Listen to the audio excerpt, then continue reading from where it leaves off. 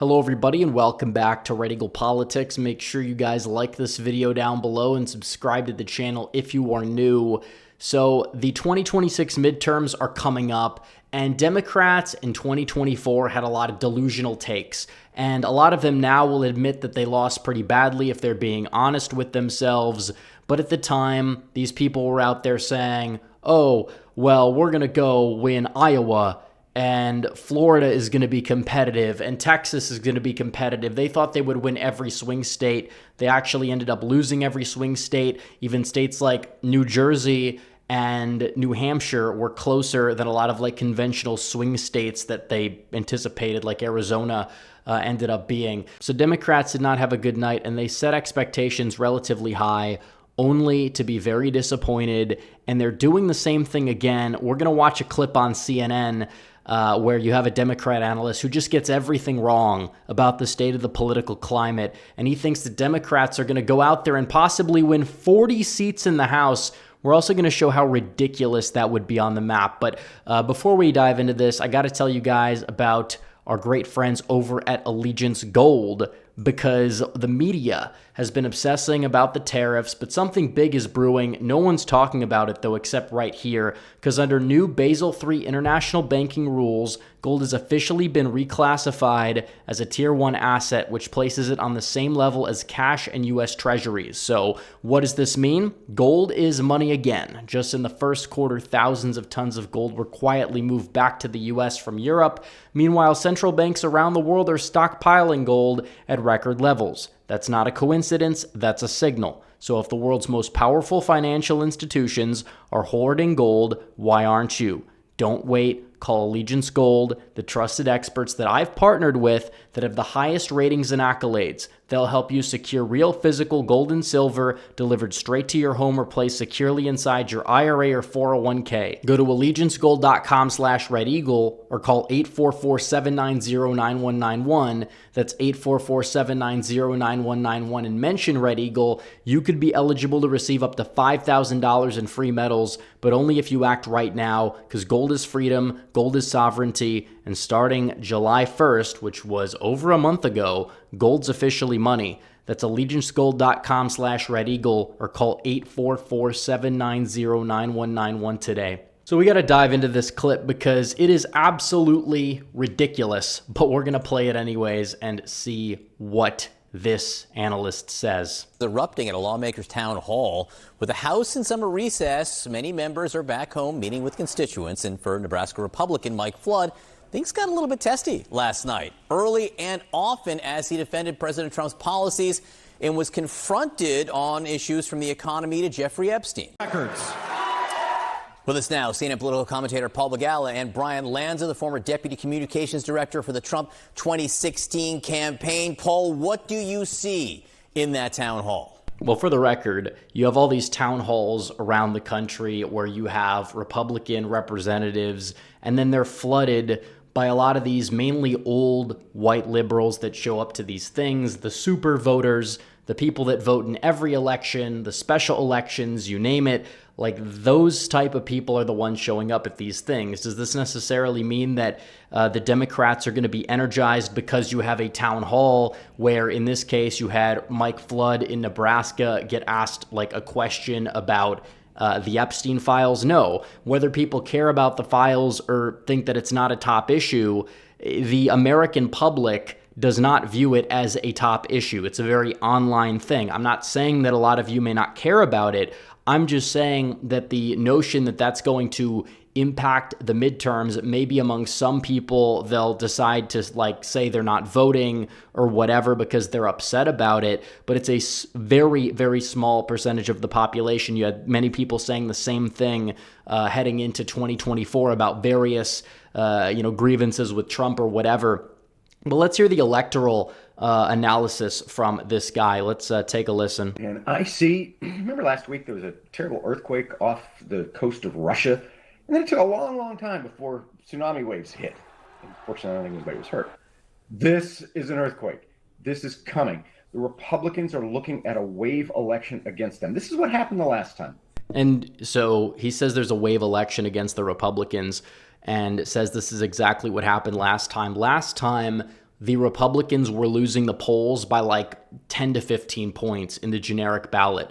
And if you look at the current polling aggregate right now on RCP, Democrats don't even lead it by 3. They're not even polling at like 46%. And there's a poll from Atlas Intel. I don't know what's going on with them, but that specific poll, which I guess they've lost their luster, they're skewing the electorate a little bit further, and there's plenty of right-wing polls that are not in the aggregate to overcorrect for that, by the way.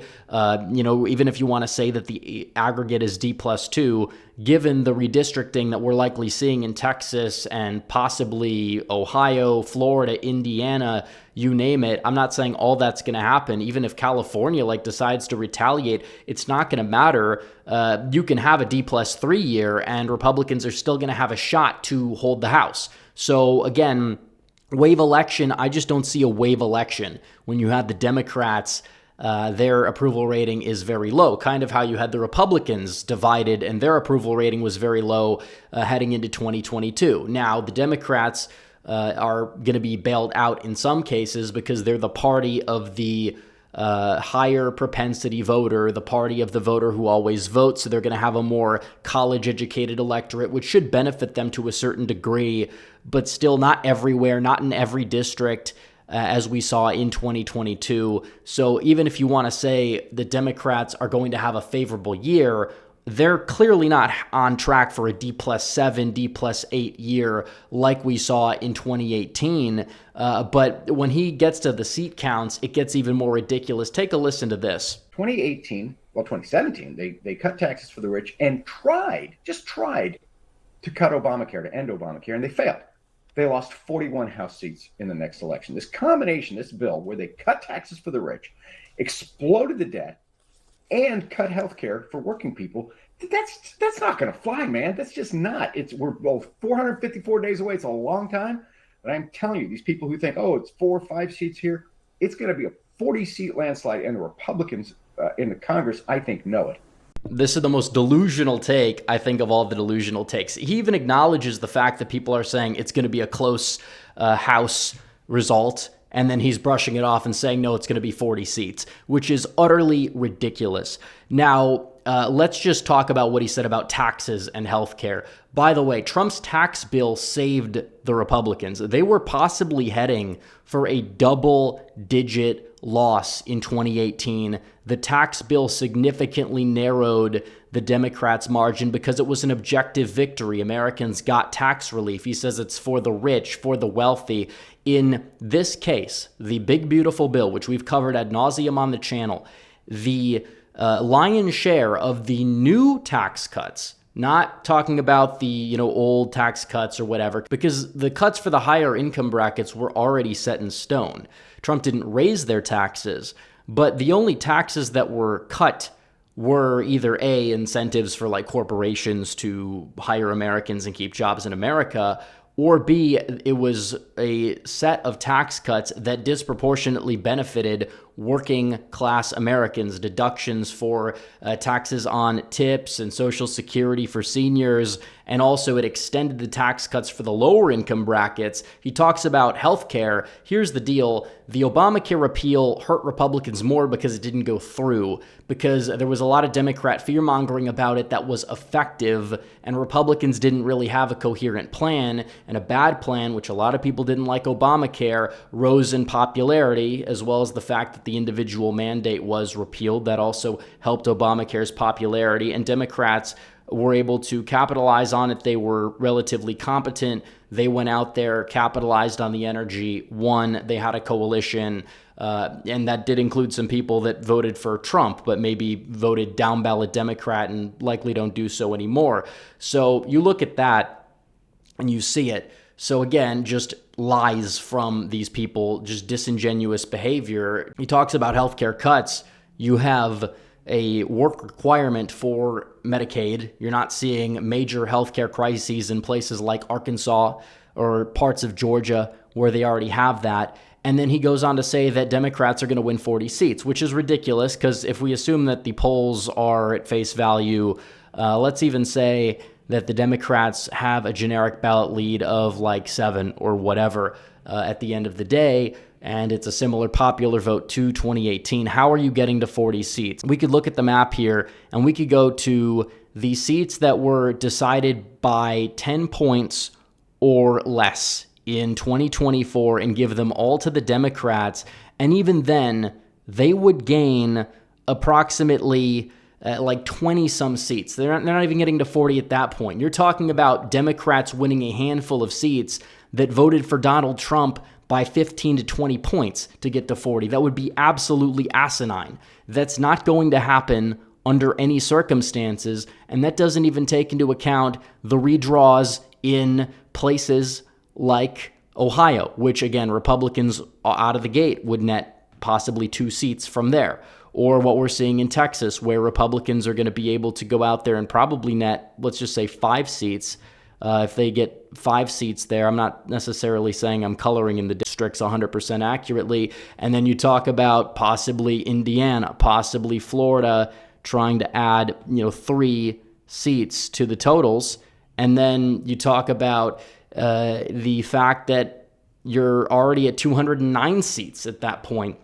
When you're at 209 seats, that would be a Democrat gain of 11. Now, to be fair, maybe they end up winning some of those newly drawn seats. Maybe they, cut the Republicans to 205. That would mean that they're only gaining 15 seats on net. A blue wave is virtually impossible. Democrats may not want to hear it, but it's technically true. You're not going out there and winning 40 seats. Now, that would be a respectable midterm for the Democrats, given the circumstances, given the map. Maybe they would, win the Senate races in North Carolina and Georgia, but it would take a massive wave. We're talking about a, D plus like 20 national wave for Democrats to go out there and even flirt with the possibility of winning 40 House seats. And it's not going to happen. Democrats can fearmonger about people losing their health care, but when nobody really, at the end of the day, ends up losing it, it's not a problem. People are going to like the fact they can keep more of their money in their pocket.